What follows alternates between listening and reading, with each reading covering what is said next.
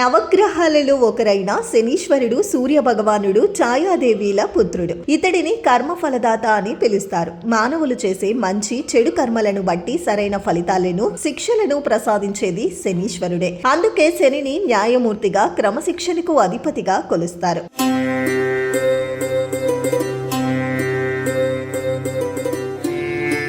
శని ప్రభావం.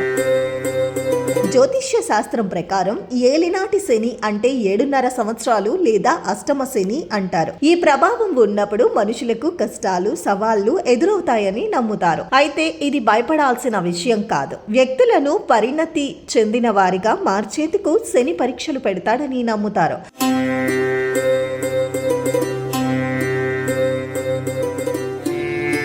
శనిదేవుడు కష్టాలు ఇస్తాడా? జ్యోతిష్య శాస్త్రం ప్రకారం శనివారానికి అధిపతి శని భగవానుడు. ఏ వ్యక్తికైనా పూర్వజన్మ కర్మ ఫలితాలను అందించే అధికారం శనిదే. అందుకే మానవులకు మంచి ఫలితాలు అయినా చెడు ఫలితాలు అయినా కలిగేది శని భగవానుని అనుగ్రహంతోనే. నిజానికి శనిని పాపగ్రహం అంటారు. కానీ ఒక వ్యక్తిని అగ్ని పరీక్షలకు గురి చేసి చెడు మార్గం నుంచి సన్మార్గం వైపు నడిపించేది శని భగవానుడే. అందుకే శనిదేవుని ఆరాధనకు అంతటి విశిష్టత ఉంటుంది.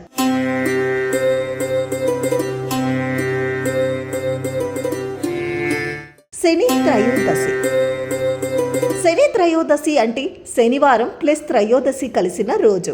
ఆ రోజును శనికి పవిత్రమైనదిగా భావిస్తారు. శని త్రయోదశి అనేది శనివారం రోజుల్లో వచ్చే త్రయోదశి కాబట్టి శని త్రయోదశి అని అంటారు. ఈ శని త్రయోదశి రోజున శనిదేవుణ్ణి భక్తి శ్రద్ధలతో పూజించి శని త్రయోదశి వ్రతాన్ని ఆచరించడం వలన ఆర్థిక ఆరోగ్య సమస్యల నుంచి ఉపశమనం లభిస్తుందని జ్యోతిష్య శాస్త్ర పండితులు చెబుతారు. ఎవరైతే తమ జాతకంలో శని దోషం వల్ల ఇబ్బందులు పడుతుంటారో అలాంటి వారు శనీశ్వరుడికి పూజలు చేయడం వలన విముక్తి కలుగుతుందని భక్తులు విశ్వసిస్తారు.